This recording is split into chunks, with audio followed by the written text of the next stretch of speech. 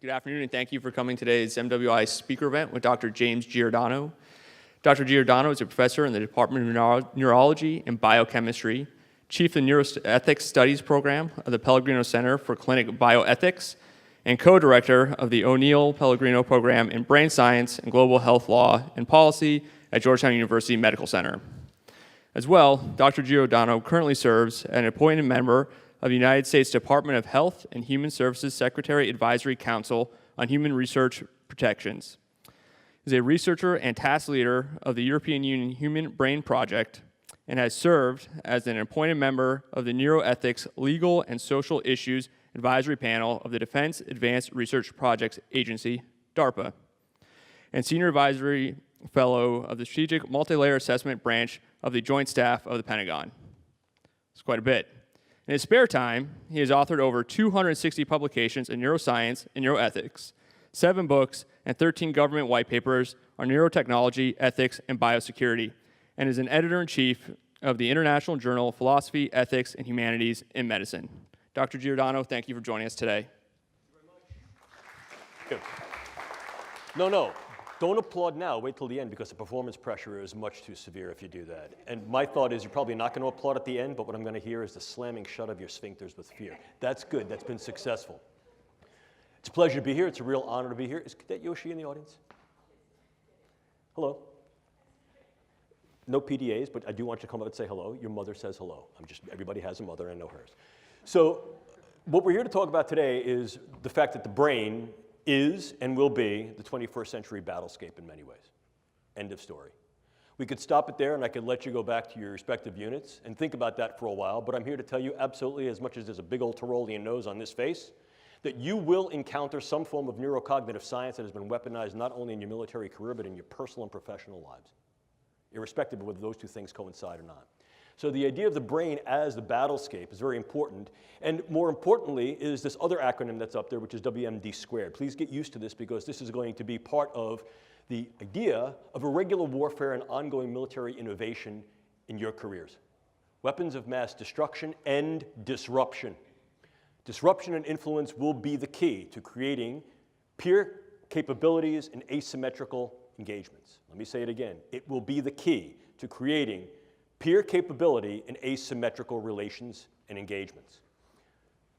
If we talk about what brain science is, let me just give you a little bit of brief background on this field that is now called neuroscience. As a titular field, as a named field, neuroscience has only been in existence for 40 years. I know that because I've been a neuroscientist for about 38 of those 40 years.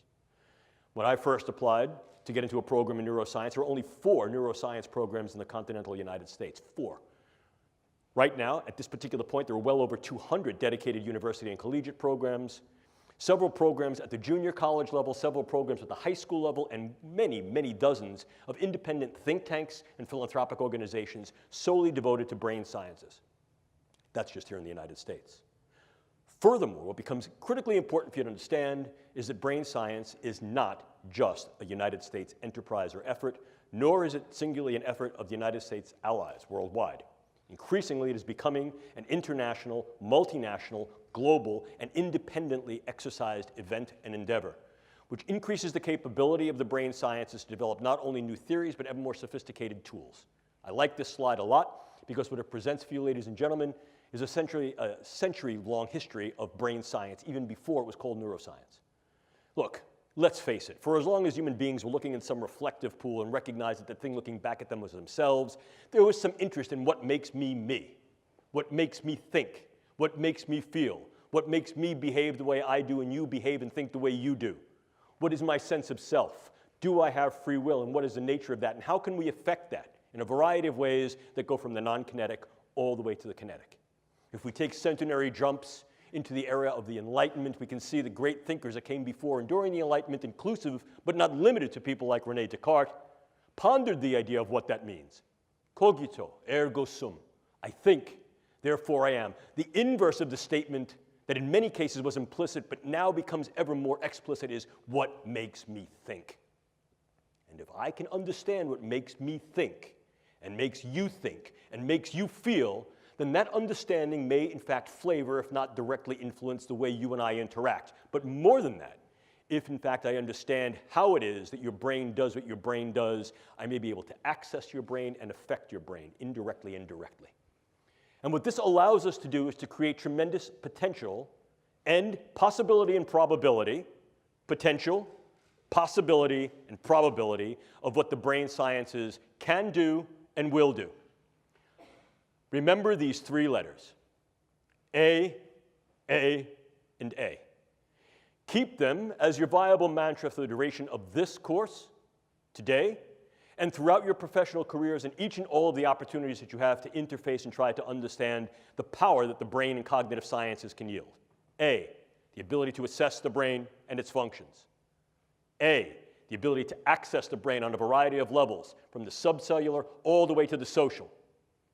And A, the ability to affect the brains and the individuals in which those brains are embodied and the ecologies in which those individuals enact, engage, encounter, from the level of the individual to the group to the community to the populational.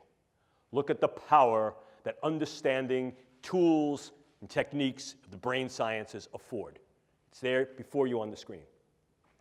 Obviously, if in fact this gives me some insight to the way people interact, inclusive of the way they may interact in bellicose, aggressive, violent, and volatile ways, and it also confers upon me certain powers to be able to influence that, alter that, change that, mitigate that, then clearly I'm able to use the brain sciences, as we have tried repeatedly in the past, to influence the postures and capabilities not only of our own individuals who are engaged in warfare, intelligence, and national security operations, but those who seek to threaten us.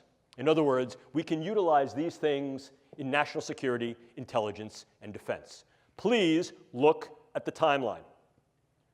A mere 10 years ago, in 2008, the National Academy of Sciences National Research Council convened a group to create a report dedicated to if and why and how brain sciences might be viable, valid, and of value in national security, intelligence, and defense operations. And in 2008, they did a 5-year retrospective and came to the conclusion that although these things may be valid, their relative viability and value at that particular time rendered them not ready for prime time play.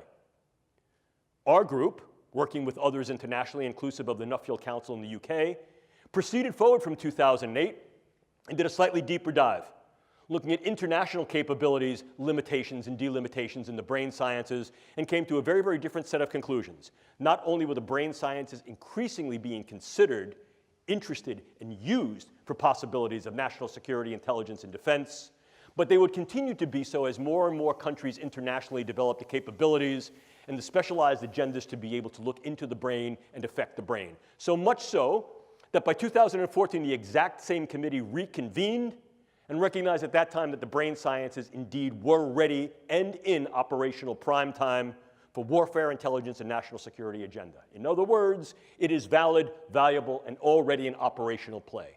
The brain is the current and future battle space, or at least one that can be leveraged in those ways to be able to create tremendous effect with fairly little investment of engagement. In other words, what it allows us to do is assess the brain, access the brain, and affect the brain. I'll unapologetically repeat myself throughout this lecture to drive home this point with regard to these capabilities, because each and all have gravitas importance and operational leverageability. That said, what are these techniques and technologies that have rendered this capability and, if you will, geopolitical, military, and social power? Well, I have them here before you. Generalization, we could parse them down into two discrete domains. First, the assessment neurotechnologies that do exactly as the name would imply. They are based upon various tools that we can use to assess those structures and functions of the brain that may be involved in those processes of cognition, emotion, and behaviors. Humans are tool users. Rarely, however, do we turn over a rock, look around a corner, or peer under the bed just to know what's under there. We use, at very, very least, the knowledge we have gained from turning the rock over and looking under the bed or around the corner. And very often, those things that we find under the rock, under the bed, or around the corner become tools for us to use in a variety of other engagements. Brain science, like any other science and technology, is no different. Earlier in the day at lunch, Major and I had a conversation about the viability of different types of research. Science for science's sake. Science just to know because that's where your interests lie. Oh, look, I've been an academic for well over 4 decades. And I can tell you that that kind of research is wonderful. But when that research is generated for a purpose and when it's funded and when that purpose deals with those things that are near and dear to the health, survivability, flourishing, and protection of kith and kin, then that research is operational research that has an end goal of use. This is what this is about. It's not just a question of trying to figure out what makes the brain tick in the way it's built. It's can we get in there to affect the ticking and talking, and by affecting the way that brain is built and the way it functions, influence in ways that are kinetic and non-kinetic, the attitudes, beliefs, thoughts, emotions, activities, and relative vulnerabilities and predispositions of those individuals for whom both we are responsible in terms of our own forces, perhaps to make them better, more insulated against injury, operationally protected and enhanced, and those who may threaten us. To do that, we need to intervene. So the other dimension of these neurotechnologies are interventional neurotechnologies. Now, I'm not going to bring you down the rabbit hole into what each and all of these things do, because you don't want to be a neuroscientist, and I'm certainly not going to make you a neuroscientist in an hour.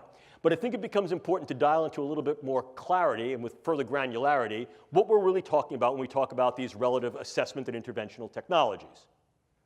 In the former case, probably the one that gives the most rise to both provocation and contention, are various forms of neuroimaging, the ability to image the living brain, to be able to see what brain areas are differentially active as we engage in different thoughts, feelings, emotions, and tasks, and to then correlate the interaction of those nodes and networks with discrete patterns that occur not only in individuals, but in groups of individuals. In other words, if I can see how this gentleman's brain works, whether he's awake or falling asleep, thought I'd catch you.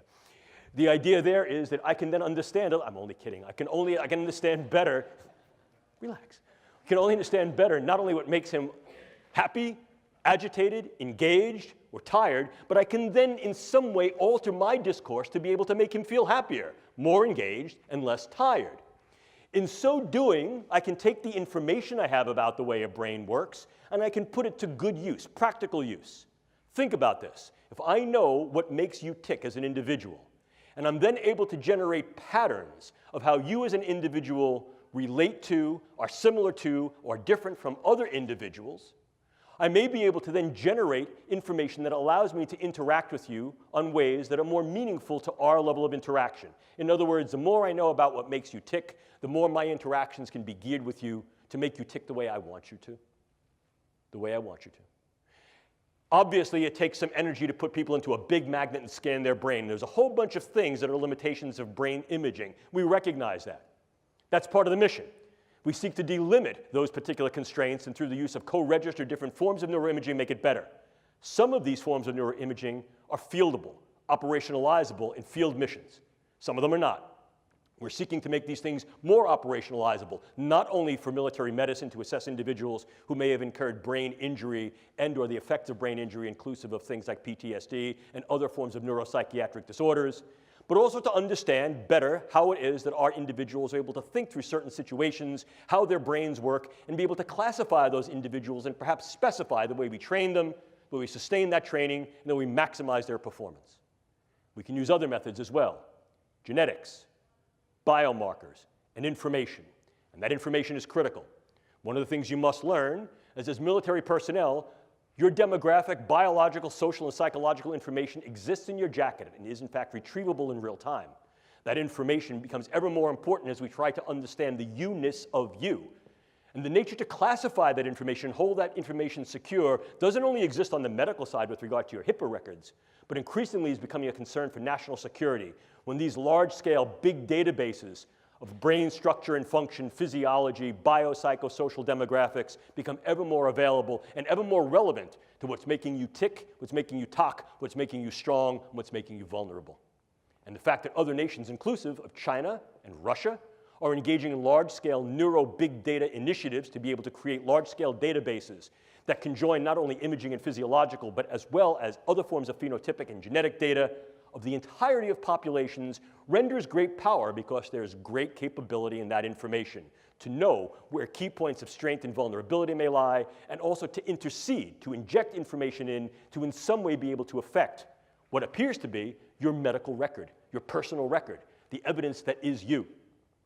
And we can take that step to go one step further. The more I know about you and the more I know about the way your brain works as individuals, groups, communities, and even populations, the more I can utilize non-kinetic means such as informational means of narratives, iconographies, semiotics to influence your emotions and your behaviors.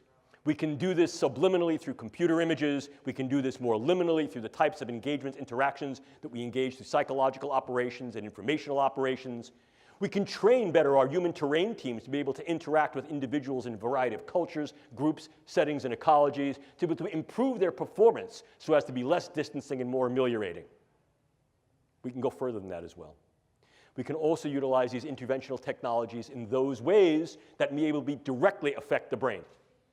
Probably the one that you've heard about most recently, most contemporaneously in the literature, is the possibility to use some form of directed energy to affect physiology peripherally and also to affect the physiology and health of the brain. Case in point here, US Embassy personnel in Havana and possibly in China. And of course, there's not a lot that I can tell you about that, although I am one of the researchers on that particular project. But this seems to be wholly indicative and supportive of the fact that this was at least some form of directed energy, whether it was wholly intentional or not, still remains to be definitively decided.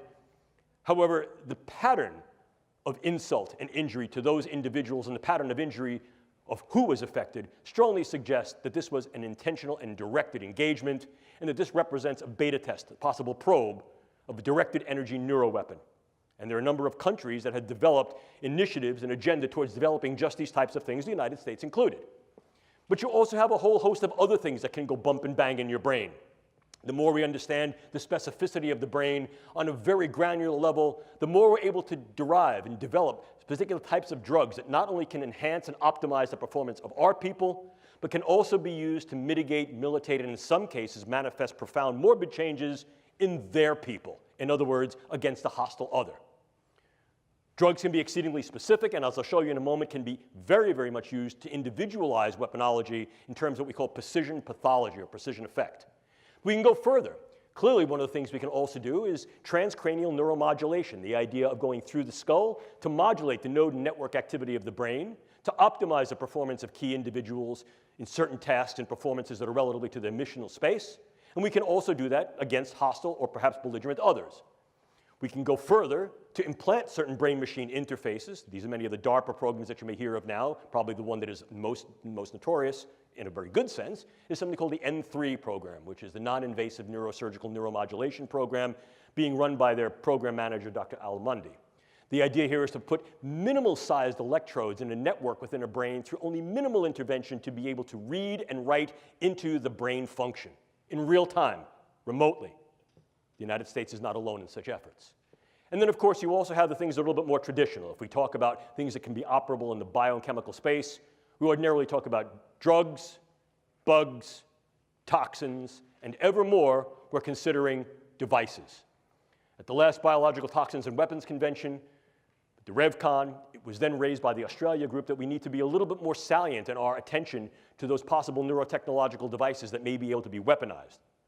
Our group has also argued that the current considerations and extant categories of the Biological Toxins and Weapons Conventions are not detailed enough to be able to appreciate or keep pace with the advances in this form of science that can be weaponized that poses a risk and threat on the battle space.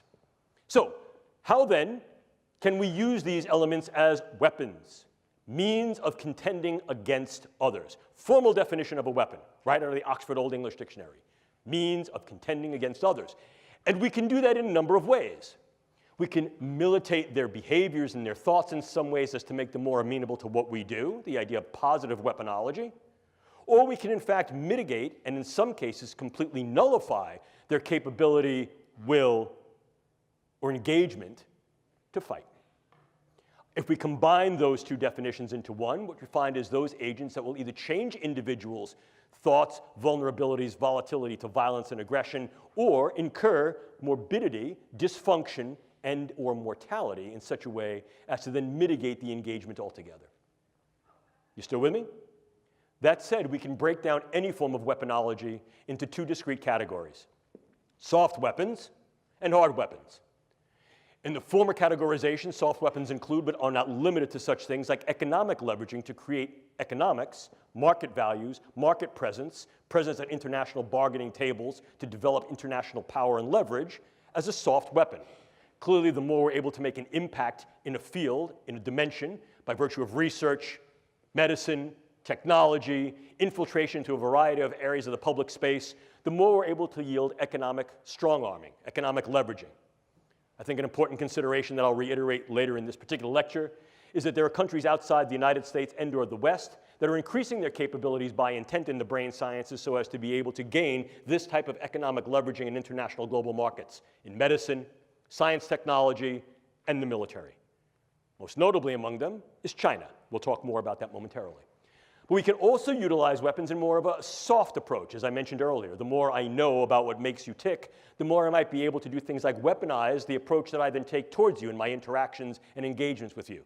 Here we can utilize the brain sciences for psychological operations. Most notably, one of the DARPA programs run by the program manager Bill Casebeer, Dr. Bill Casebeer, who subsequently went on to be a program manager at Lockheed Martin and run their brain-machine interfacing programs. Bill Casebeer's program was called Narrative Networks. And one component of the Narrative Networks project was something called neural narratives.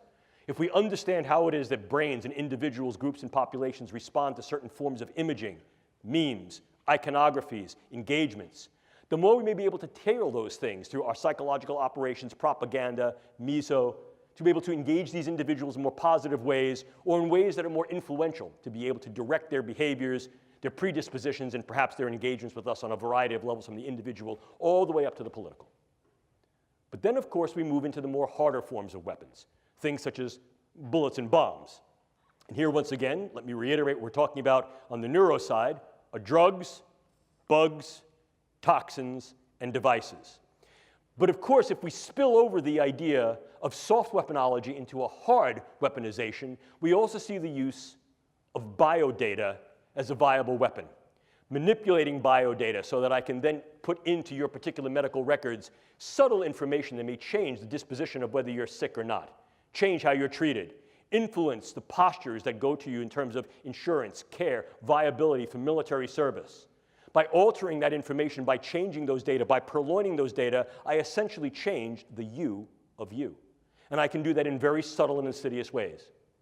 Furthermore, I can do that on a variety of different levels that can affect key individuals so that, in fact, your medical record changes to thereby render you incapable or at least invalid to be able to serve in a way you're serving. Or I can do that on a much larger scale, groups, populations. And if I change those data, I change the way you're being regarded and treated. And I can do that in one of two ways. I can do it in such a way that you're going to be regarded in a negative sense, or I can do that in such a way that I'm going to treat you incorrectly. If I say, for example, you have a particular allergy, or you have particular sensitivities, or you have a particular disorder, you will be treated for that, and that could then harm your health and your stability in both a short wars approach as well as a long wars approach. But if we take a look at this in a little more detail, you can see that once again it falls back to the idea of what can we do to ours and what can be done to others. Clearly, one dimension, one domain of operational viability and value is to enhance the capabilities of the combat and intelligence operator across a range of scalabilities in both general purpose and more select forces. And this is the idea of neuroenablement. Neuroenablement. You will hear this referred to in a variety of different ways. Performance optimization, enhancement, enablement, maximization. These terms mean something. A number of years ago, our group was tasked from the Air Force to develop a lexicon, a nomenclature, that would be able to define these in more precise ways. I'll not bore you with that now. But the idea of enablement gives forth, I think, a particular meaning that's relevant. You're enabling individuals to do some aspects of a performance of a task that is germane and justified to their operational mission and that is, in fact, done with regard to protection of their charges. So in other words, we're saying, we're going to make you good to go, and we've decided that this is good. The reason this can become problematic, of course, is that what definition of good are we using? What we define, whoever the proverbial we may be, to be good, might be quite different than what they, whoever the proverbial they is. And as a consequence, we have to keep a much broader window of opportunity and possibility open to be aware for the potential benefits, burdens, and risks that this type of engagement may pose. What types of things can we do to make our people better, if you will? Well, certainly we can use a variety of advanced psychopharmacologics and neuropharmacologics, in other words, drugs. And I refer you to a wonderful book written by a colleague of mine, Professor Jonathan Moreno, called Mind Wars. First edition came out in 2006, second edition came out in 2012. And Professor Moreno does a very good job in defining and explaining the history and historicity of the way the brain and cognitive sciences had been used in national security, intelligence, and defense operations, both by the United States and more globally. And what we see is that this is certainly not a new event. We can look back into antiquity and see that there have been attempts to try to maximize the performance, capability, sustainability, and protection of those individuals who are operational warfighters, literally from ancient Rome and Greece all the way to the 20th and now 21st century. It's the tools and techniques based upon the understanding and depth that we have that increases the granularity and specificity of effect and increases sophistication and gravitas of outcome. The more we know about the brain, the more we can develop ever more selective agents to affect the structures and functions of the brain in cognition, emotion, and actions, and the more we can do so in a way that's more like sharpshooting rather than buckshotting. But irrespectively, drugs can be somewhat dirty. What I mean by that is they can have a host of adverse effects, some of them side effects, some of them direct effects. And very often what we'll find is that unless we're able to deliver the drugs directly to a particular site in the brain or elsewhere in the nervous system, they can have heterogeneity of effects throughout the body. And that can lead us to some undesirable outcomes. But we don't need to be limited to drugs. No, no, no. We can also use a variety of computational brain-machine interfaces that are both closed and open loop. And these include things like transcranial magnetic and electrical stimulation, stimulating the vagus nerve transdermally, or if you wanted to get somewhat more invasive but certainly more specific, brain-machine interfaces by virtue of deep brain and superficial brain implants. And I shall tell you that one of the leading projects in developing state-of-the-art brain implants is a DARPA-funded project aimed at the medical side for the treatment of neurological and neuropsychiatric spectrum disorders. And this program is called SubNets, Systems-Based Neurotechnologies for Emerging Therapies. But what you also need to appreciate is that that DARPA program, like any program that is oriented towards engaging brain function to then alter those functions in certain ways, directional ways, can be harnessed for what's called dual use. Medical purposes that are then depurposed to medicine and used for other agenda, inclusive of warfighter enablement and enhancement. Furthermore, we understand that there are a number of nations outside the United States, some of whom are allied, others that are at least competitive, if not combative, that are engaged in these types of programs looking at the capability for transcranial and deep intracranial modulation of brain function to improve the functional performance of military and intelligence operators across a range of viable missional tasks. We are not alone in these pursuits, and I think that's something that needs to be appreciated. But it's not just a question of what we can do to our own, because very often in raising these questions, we tend to, what I call, err on the side of moral probity, and we recognize that there are particular limitations, limits, boundaries, thresholds that cannot and perhaps should not be crossed in terms of what we can do. And if we intend to cross them, we only cross them with consent, and that consent is highly contingent upon the necessity of a continuity of research and clinical care, understanding what happens to the individual once they've been enabled and enhanced, and what may happen when they're no longer enabled and enhanced. In other words, more colloquially, when Superman goes back to being Clark Kent, what happens to Clark becomes the burden and obligation of our responsibility. However, those ethics are not homogeneous on the world stage. And the idea of pushing the envelope of what can be done to the combat, warfighter, and intelligence operator, and perhaps more broadly to those individuals who may oppose particular regimes and or may be military fighters against your own regime, is very often bounded by, and in some cases deconstricted by philosophies, cultures, and ethics of those individuals who may be competitive, if not combative to us. So in other words, this can also be weaponized against others. And this is where we get into the idea of novel neuroweapons. Once again, this is not necessarily new, but the momentum of this dimension of the field has accelerated as a consequence of increased understanding of the brain and increased capability to develop tools and techniques to access and affect the brain. So what are we seeing here? Well, take a look. We see in-close neuropharmaceuticals and organic toxins. What's new about this is the in-close nature of this. Increasingly, we're not seeing these things as weapons of mass destruction against gross aspects of the population, although certainly many neuroweapons such as sarin gas and VX and other forms of neurotoxic agents can be leveraged against large groups of people, but that's messy.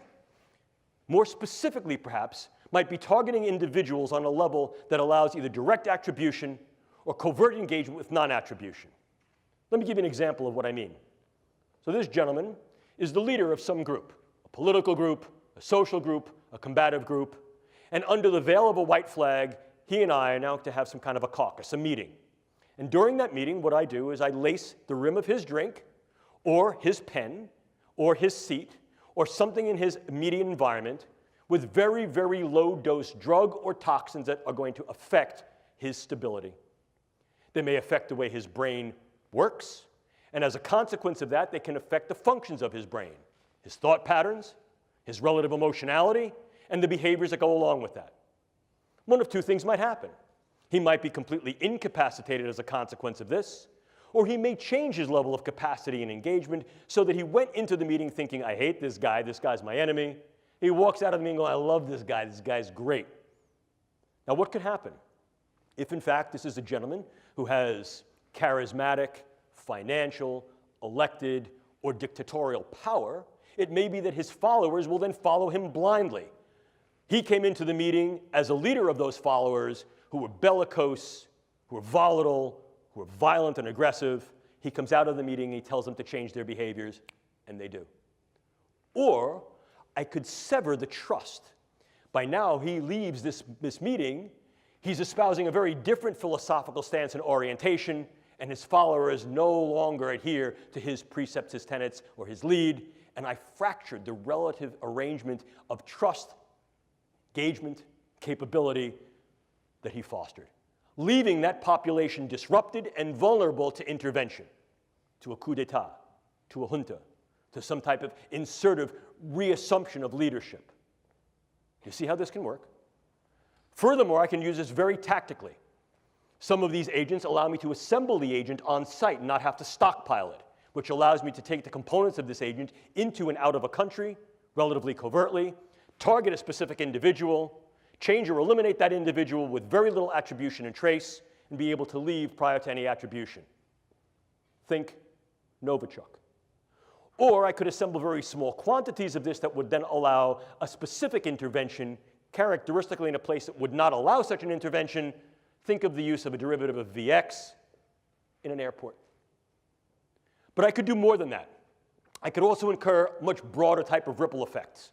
And one of the ways I could also do that is with what's called high morbidity neuromicrobiologic agents. It's a real fancy way of saying neurobugs. But high morbidity neurobugs. I may not want to kill a lot of people. In fact, arguably, I may assume what is sometimes referred to as the Sailor-Malin mantra. For those of you who may be fans or students of military history, you may remember that Sailor-Malin, Wing Commander Sailor-Malin, was a South African who flew with the Royal Air Force during the Second World War. And he became well known during the Battle of Britain for shooting up German airplanes but letting them limp home, particularly bomber aircraft. And they would ask Sailor-Malin, oh, Wing Commander, why didn't you shoot that plane down? And his adage was simple. Better to have that plane return home with wounded crew who are spitting up their lungs, one dead crewman that they had to attend to and therefore divert their missional capability while in flight, than shoot them down. Because the psychological effect will be rippling and devastating. This is sometimes referred to as the Malin effect. What can I do? I can use a particular bug that I may be able to now modify through the use of gene editing technique that is ubiquitously available and fairly easy to use to take a bug that was previously relatively benign and non-pathogenic and make that bug virulent, pathogenic, dangerous. And then what could I do? I could introduce that bug in key sites. Des Moines, Seattle, Tampa, Newark, Houston. I'd get a few people sick. I'd do it on an airplane, do it at an airport, do it at a sporting event, do it on Black Friday. And then what I would do is I would take credit for that, but I'd want to make sure that at least part of the symptomatic constellation was not only neurological, was profoundly psychological. Agitation, debilitation, sweating, stomach problems, sleeplessness, cardiac problems, things that are what we call top-down neurological in their effect, brain to body and body to brain in the bottom-up cascade. Then what I would do is I would get on the internet, and I would put out over the internet, I did it. Oh yes, I'm that dangerous G group that you should all be afraid of. And in fact, this is far more ubiquitous than I let on. These are only the first cases. I've let these buggies go all over the country, and your early warning signs are agitation, anxiety, worry, sleeplessness, stomach problems, heart problems. What have I done? I've rippled the sheets of the worried well. At first blush, I get every hypochondriac running to their physician, but at second and third blush, I get those individuals who begin to become worried that they may have been exposed to this, that their children may have been exposed to this, that their loved ones, their kin, their kith may have been exposed to this. Of course, the physicians, the CDC, the Public Health Service comes back and says, no, that's not what's going on. But I get back on the internet and I say, oh, don't you listen to that. That's fake. That's false. Your government knows what's going on. They can't do anything about it and they can't treat you. They're going to end up quarantining you. How many people would I need to affect? We modeled it. Somewhere between 12 and 240. What would be the effect? Hang on, folks. Within 41 to 45 days, we would crash the United States public health system. Crash it. In so doing, I render the United States infrastructure vulnerable, either there or elsewhere. See the ripple effect? See the disruptive effect? I can disrupt an individual from the level of their cell to their system, and disrupt individuals on a variety of levels, from individuals all the way up to the social fabric. And that social fabric may go even further. It may be geopolitical. I need you to think just for a moment, if you could, why would it be of any value at all to affect, disrupt, and disable individuals who are U.S. Embassy personnel in Havana? When did it happen? What was happening? What would be the benefit in fracturing a growing economic, political, and social trust in that part of the world? Who would benefit? What would be the long-term effects, for example, of at least indicating that U.S. Embassy personnel and Foreign Service personnel are vulnerable to these types of threats? Could you, in fact, pair the threat with some type of conditioned stimulus? So now what you're able to do is to evoke a response in the worried well. I only offer possible suggestions for your speculation and your consideration, if you will. We can even go further. One of the newest developments is that nanoparticulate matter can be stabilized for distribution. If you're not aware of what nanoparticulate matter is, it's that matter which exists on a scale of 1 times 10 to the minus 9th. Very, very small. Smaller than a cell.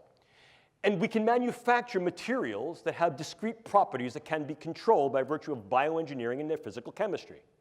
To auto-aggregate, to be able to aggregate in particular areas based upon their biological and or chemical sensitivity. But now we go one step further. Most recently, just a few weeks ago, it was announced that you could then aerosolize nanomaterials.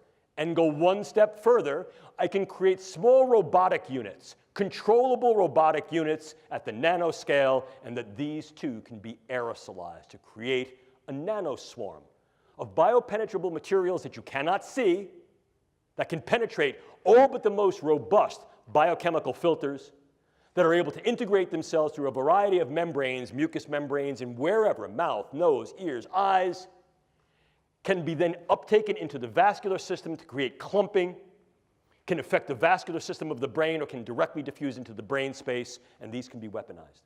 And they can be done in such a level that their presence is almost impossible to detect, and as such, the attribution becomes exceedingly difficult to demonstrate. How much of this material would I need? Take a look.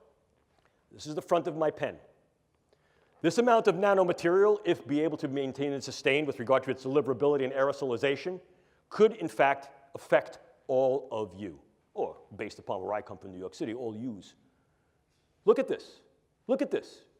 I'm carrying that material. Would you see it? Would I have to lug a giant weapon into the room? No, I wouldn't. And what if, in fact, I utilize some form of an unmanned aerial device or unmanned ground device as a delivery vehicle? Something like a drone or a bug. Could I do something with that?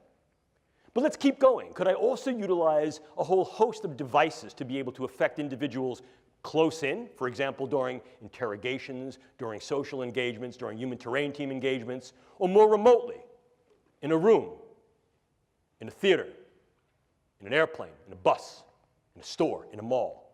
The answer is increasingly yes. So this then represents for us both a challenge and an opportunity. The challenge is that increasingly what we find is that neuroscience and technology is relatively easy to obtain.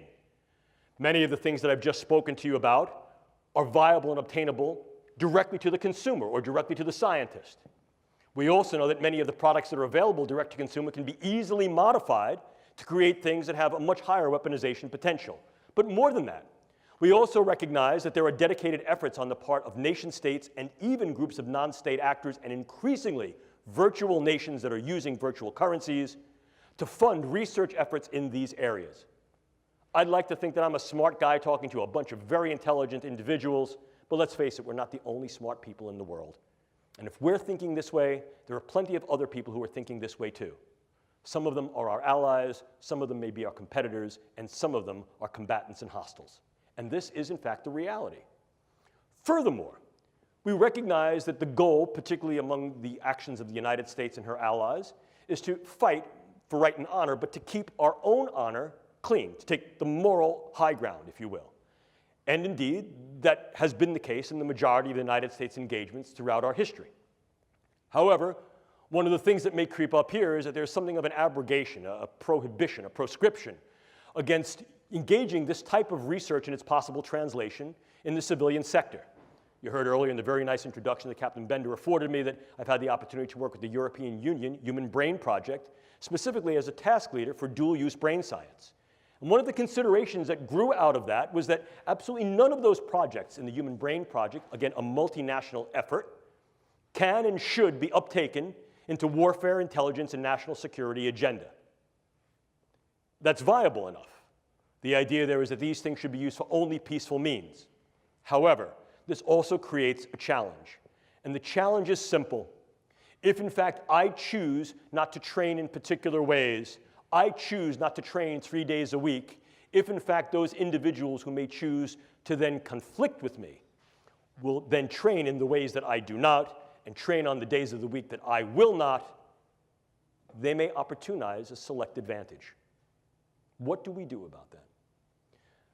Again, I think it becomes at least a problematic issue for discourse because we recognize that in many cases the civilian sector not only is not amenable to engaging in this type of research, certainly many are, but in some cases should not engage in this type of research for those very proscriptions that I had alluded to momentarily. However, the question then becomes, how do we appreciate the international challenge, risk, and threat that the advancements of the brain sciences and cognitive sciences offer for global weaponization with the brain as the next battlescape? Clearly, it defines some type of a solution space, and there have been those that have posited, myself included, that there should be more directed, more detailed, and more dedicated government efforts in this particular domain, so able to advance the brain science in ways with sustainable funding to understand what the potential risks and threats are, and to develop a stance of preparedness. This becomes increasingly important when we take a look at those countries that have notable and identified programs of high level of investment of GDP and or other levels of economic investment to advance the brain sciences in those ways that are either directly usable or have some, what I would call, explicit dual use capability. An important consideration that I want you all to bear is that current estimates based upon trend analysis is that by 2025, greater than 50% of research, development, test, evaluation, and possible use of brain sciences in general will occur outside the West. Outside the West. Furthermore, we understand that there has been a directed effort in China to be able to engage the current and future 5-year plans, to be able to advance brain science in those ways, to be able to have a higher level of gravitas with regard to the research, its capability, and its translation in medicine and other agenda, inclusive possible dual use and direct use within warfare, intelligence, and national security. This creates opportunities for research tourism, medical tourism, and market capture. And again, that market capture can be leveraged as economic warfare in terms of being able to destabilize the global market and the global economics that is relevant upon this form of bioscience and technology. But we also recognize that these things are being used for military applications. Certainly, there are directed opportunities and directed agendas for doing that within China. We also recognize that there have been activities and directed initiatives in the former Soviet Union that have now been translated and perpetuated into the current Russian infrastructure of biomedical science for military purposes. And a number of other countries have directed efforts in this space, inclusive of Iran, North Korea, India, Bolivia. Certainly among the US and its allies, we recognize that, the United States, the UK, Canada, Israel, and there are governmental efforts within Europe. We recognize also there are efforts in Japan. But there's another looming threat. The threat is the non-state actor. The threat is the virtual nation. They can establish sovereignty within a sovereignty so as to be able to say that we are immune or inured to your rules and regulations. Essentially, possibly destructive diaspora. And increasingly what we're seeing is the use of Bitcoin currencies and the like allow the finances of these types of things to be sustained in ways that were heretofore economically unimaginable, if not incapable. So as a consequence, what we're recognizing is that the threat parameters, the risk parameters, as well as the challenge and opportunity parameters are growing. We're equally concerned about the do-it-yourself community, not because this community of biohackers represents an inherently malicious or nefarious group, but because of their relative vulnerability to infiltration. And we recognize that to such an extent that at present, the Federal Bureau of Investigation in this country has dedicated ongoing efforts to try to maintain continued communication, interaction, and engagement with this community so as to be able to better surveil their relative vulnerability to purloinment, infiltration, manipulation, and misuse. Clearly, if we're looking at these things as possible destructive weapons, the more characteristic or classic criteria of drugs, bugs, and toxins meet at least some of the extant categorizations of the biological toxins, weapons, and chemical conventions. However, as disruptive agents, as those agents that may be assembled, developed anew, that do not meet these criteria, you can then get skirting of these extant treaties and these extant signatory documents, and as a consequence can develop these means, these methods, tools, and technologies essentially below the radar. Moreover, as disruptive elements, they need not be mass-produced or stockpiled, but rather their ingenuity is that they're able to be assembled in situ in relatively low quantities and used with specific effects against individuals and small groups to be able to incur disruptive effects, not only within that organism or that group of organisms, but beyond the organismic level, to the systems level, to the social level, to the geopolitical level. There's great power that can be leveraged there. Clearly, what we can do is provocative. Therefore, what we should do remains at issue. Ladies and gentlemen, I do not have answers for you, but I will pose several questions and possibilities. One of the things we have to understand is that this represents, if you will, a bioscientific speedway. Consider the true speedway. Lots of entries. I've already shown you the entries. Very fast pace. The speed of translation from concept to construct in the brain sciences is about 60 calendar months, and increasingly that's being compressed. So the developments in the brain sciences that reach a tech readiness level can be achieved within 48 calendar months. It's very fast. Certainly we know not only there are many entries, it's very fast, but the prizes are tremendous. Economic prizes, prizes of notoriety on the biomedical front, prizes of power, capability, and weaponization on the WINS front. Weaponization, intelligence, national security front. We also recognize that there are risks and possible harms, not only to those who are on the track, but to those who surround it. So the idea is, if in fact we're going to move into this space, how can we move into the space with some prudence? How do we move into the space pragmatically? And how do we move into the space in such a way that is prepared? Our group was tasked with developing these protocols and paradigms, and we refer to them as the operational neurotechnology risk assessment and mitigation paradigm. The on-ramp to the neurobiotechnological speedway, if you will. I won't bore you by reading the slide, but I do want you to pay particular attention to the lower box. That's Zig Brzezinski. In 1970, he was prescient, had foresight, and said in 1970, in the coming decades, we will see an increasing viability and value of being able to affect the neurocognitive space. There was something of the sort of crystal ball in that statement. We are there, and increasingly will be ever deepeningly there based upon not only our own initiatives, but those initiatives of groups around the country. This is a space that we need to at least be prepared for. A simple precautionary principle will no longer obtain. Why? Number one, it shouldn't. Number two, it's anachronistic. Just because we recognize that in some cases, the risks may be high and there may be certain benefits, a simple precautionary principle says if the risks or threats outweigh the benefits, don't go. However, we need to also be equally preparative and take a more advanced precautionary principle that says we must examine the potential, the probability, and the possibilities of what those risks and threats are relative to the benefits of a stance of preparedness. And preparedness very often includes engaging the research to understand how these things work and how they can be used. How do we do it? Well, these are some of the contingencies that I offer simply as proposition for you. I ask you to consider them. Number one, what is the technical rightness of any and all form of neuroscience and technology in these types of agenda? What are key situational variables that may be germane to its use or non-use? Is there evaluation or some revision of the various ethical concepts that may be able to guide these uses in practice? And might we need to develop, in some cases, new frameworks, new foundations of ethics that are more applicable, given the fact that the science and technology may be running at a speed to which our ethics and policies may not yet be apace? I'm not going to bore you with these contingencies, but what I want you to do is pretty much go down to the very, very last one. The idea here is can we utilize neuroscience and technology? And if the answer is yes, we can, should we? And if the answer there is we already are, and there are some domains and dimensions by which use should be advocated, for example, non-lethality, least harm, doing less harm than other forms of interventions and engagements that are currently in use, being able to mitigate individuals' capacity or willingness to engage in volatility. In other words, improving the capacity for individuals to gain capability to get along. Well, perhaps there's some value there.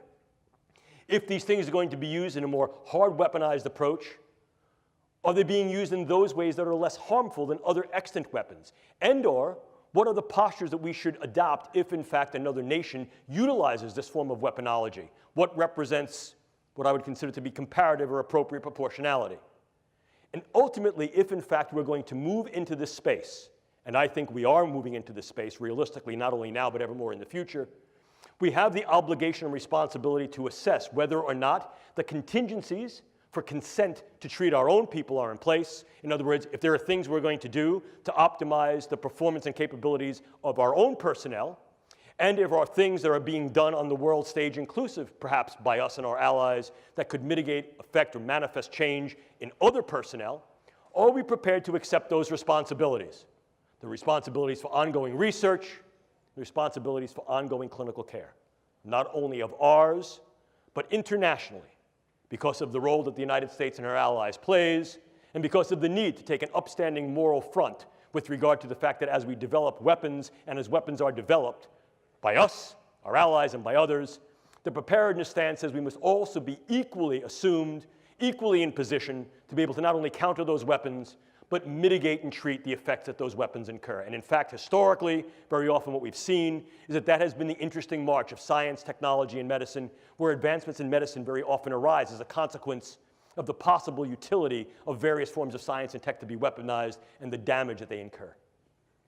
But the question still comes up, ladies and gentlemen, what ethics shall we use to guide research, test, development, and perhaps utilization of neuroscience and neurotechnology in these agenda and initiatives?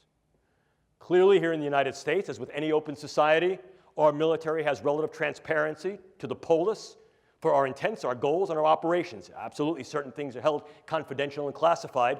You don't show the other team your playbook on Friday and expect to win the game on Sunday. Yes, of course.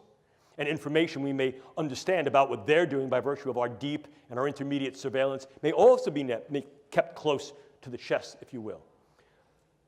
But the transparency of military intent operations goals and interventions here in the United States has been paramount to the nature and fabric of our infrastructure, our politics, and our government.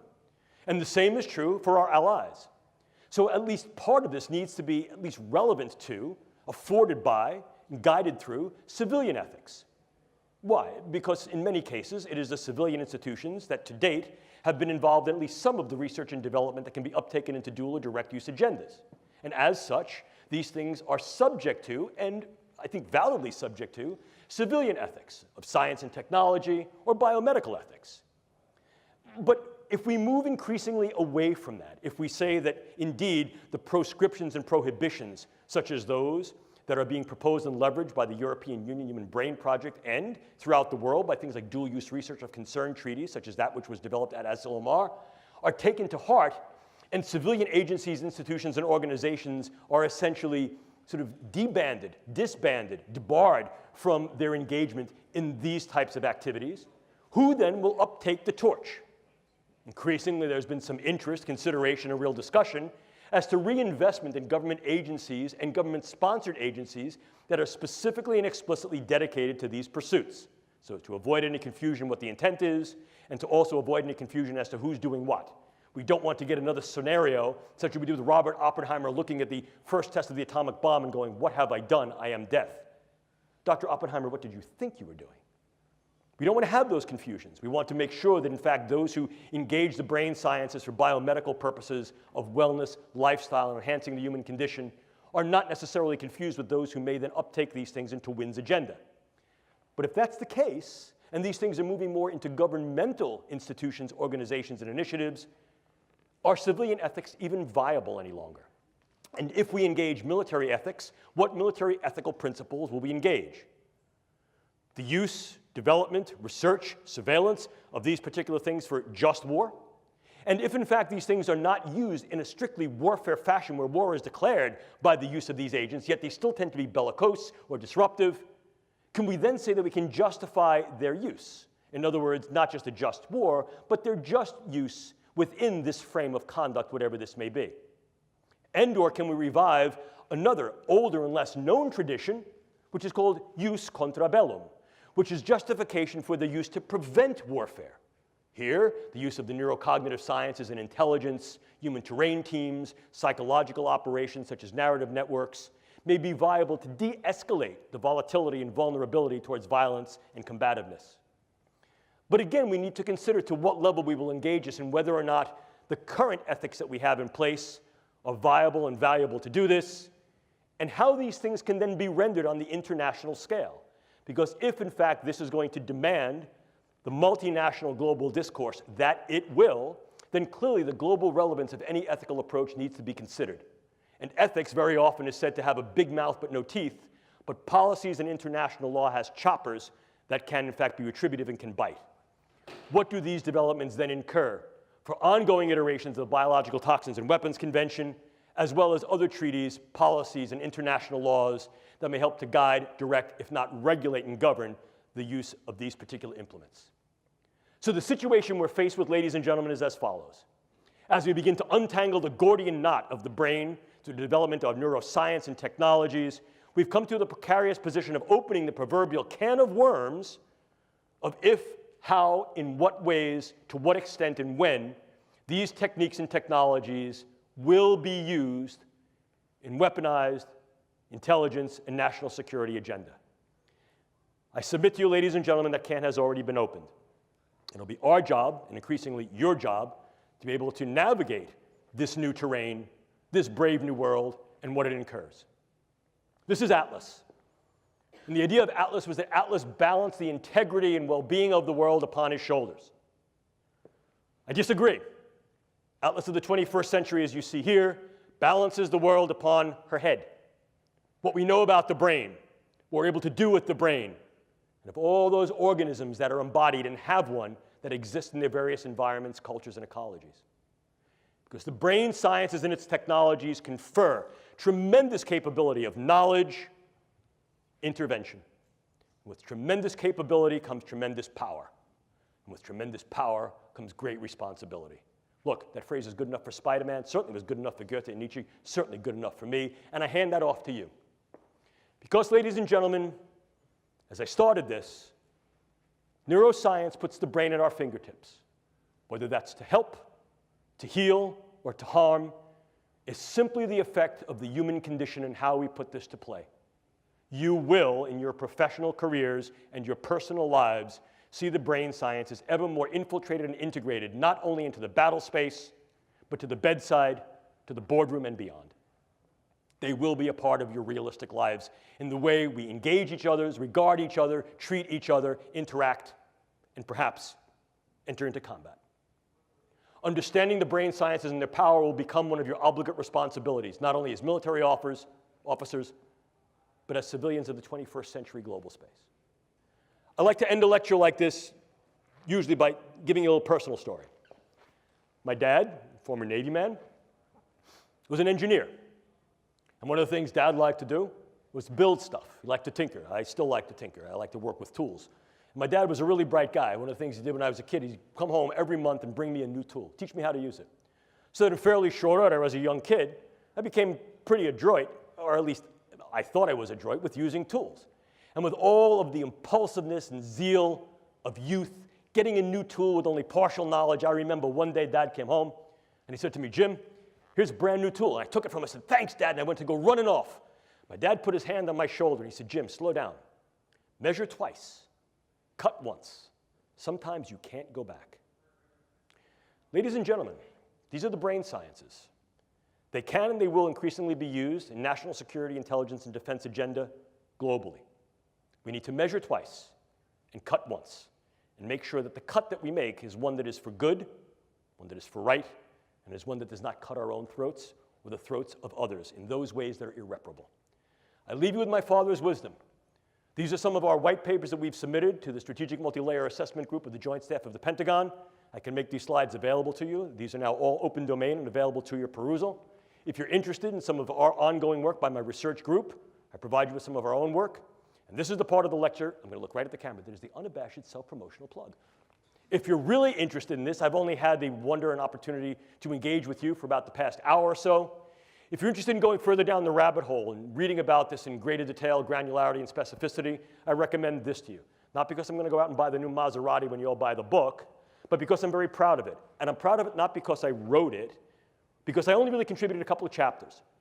I'm proud of it because bringing this together was a multi-year effort that grew out of a set of, at first, somewhat sensitive but unclassified and some classified conferences that we had that were then subsequently declassified, and then also brought together international leaders in the field of military science, bioengineering, neuroscience, philosophy, ethics, and law to provide their perspective, their lens, their vision and voice as to what's going on in this domain at this point, with some speculation, vision, and proposition as to what may need to go on in the future, so he's able to opportunize the capabilities of the brain sciences and meet and be prepared for the challenges that it offers in this space.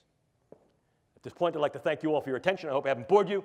If you wish to get in touch with me, feel free. Just put in your subject line USMA, so I don't think you're trying to sell me Viagra. Not that I wouldn't buy it, but this way I know where it's coming from. If you want to ask questions, you have some time to do that now. If you don't get to your questions, feel free to email me. I will email you back. It may not be that day or even that week because I may be busy or traveling, but I will, in fact, email you back because that's my obligate responsibility to you. Thank you, ladies and gentlemen, for your time.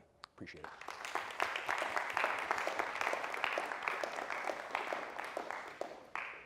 If you guys have any questions, we have about 5-10 minutes. Yes, sir. Not really a military question. I'm just curious what you think of Michael Pollan's new book and the role of psychedelics in society. Oh, yeah. Well, so there have been a number of different books. So the new book there is that the idea psychedelic drugs had some bad research, and of course some of that bad research was not only procedurally bad, it was based upon the font of knowledge we had at the time. Having engaged in psychedelic research, well, maybe some. Having engaged in psychedelic research, one of my first projects actually was looking at methylene dioxymethamphetamine ecstasy under United States Navy grant for the possibility of weaponizing ecstasy as a volatile agent, as a viable agent, particularly against submariners. So the understanding that the psychedelics could in fact be used in a variety of different ways, inclusive of weaponization, is not new. We look back to the older projects such as MK Ultra, Mind Control Ultra, which utilized lysergic acid diethylamide and psilocybin to be able to alter the cognitions, emotions, and behaviors of individuals to see if that could be leveraged not only against our own people, but against others, sort of the whole brainwashing, mind-changing effect. However, one of the things we've come to recognize is that the mechanisms of these psychedelic agents is far more specific than we thought, and in fact, can be incurred at far lower doses than were heretofore attempted either experimentally or in social practice. So there's a regenerated interest, a revivified interest in re-examining the mechanisms and effect of these psychedelic compounds, inclusive of lysergic acid diethylamide, psilocybin, dimethyltryptamine, as well as some that are sort of like borderline on what might be considered a psychedelic, such as the affiliative drugs like MDMA, at microdoses or sort of intermediate microdoses, not only to treat individuals who've had particular neuropsychiatric spectrum disorders, and there's a growing body of research that would suggest that even one-time administration of a therapeutic dose of LSD or psilocybin and/or MDMA may have very profound therapeutic effects against certain forms of PTSD, intractable depression, and beyond the military framework, even certain forms of psychosis. We also recognize that these things may be useful in treating forms of TBI, treating other forms of psychiatric and neuropsychiatric disorders, and may also be viable as performance enhancers, particularly if given in a very specific regimen at a very controlled dosimetry. So to think like so many other things, the more we're learning about the brain suggests to us not only what we know, but what we didn't know, some of the errors in our previous ways of experimentation and empiricism, and that allows us to revisit these things under a newer and I think more granular perspective that I think may demonstrate certain benefits, as well as giving rise to concern about certain burdens and risks. So I think that it certainly warrants continued research, and I think that we need to be cautious in how we interpret that research and its translational effect, but I think there's great benefit to be gained there. Did I answer your question? Other questions? Yes, sir. So I had a similar question. So in regards to the enablement of the warfighter or intel operator, do you think one day the military will change its stance towards legalizing the use of pharmaceuticals or nootropics such as modafinil or Adderall to... Yes. Yes. In fact, I can tell you some ongoing research that's being done now by the Air Force Research Laboratory that's looking not only at the comparative use of what's called nootropic agents, as you said, modafinil and some of the newer ones. They've been around for a while, but they're sort of new with regard to the light of their potential utility. Some of those drugs like as piracetam, pramiracetam, oxiracetam, these have been around for a long time, but now we're understanding their mechanisms a little bit better, and we're recognizing how we may be able to use them in concert with other agents, inclusive of something like caffeine, and or how we can also utilize these agents at lower doses that are much more safer dose, that can also then be co-potentiated through the use of various devices. Here, we're talking about the transcranial devices such as transcranial magnetic stimulation and transcranial electrical stimulation. And if you're interested in some of this work, I refer you to a colleague of mine who's at Air Force. He's a Wright Pat, and his name is Andy McKinley. Just look up some of Dr. McKinley's work in this area. It's stellar. It's leading edge. And the Air Force Office of Scientific Research is funding a number of different projects that are looking at exactly this mechanism. Can we engage certain brain substrates, nodes, and networks through the use of new pharmaceuticals or older pharmaceuticals that are redosed or pharmaceutically delivered in different ways to be able to maximize key aspects of the processes of those neural functions that are operative in key tasks for the intelligence operator or warfighter. And in so doing, can we then take a slightly different stance on our postures towards the viability and value of these drugs under controlled circumstances for the warfighter or intelligence operator? And I think that's the general idea. Okay? Did I answer your question? Cool. Other questions? Going once, going twice. Thank you all.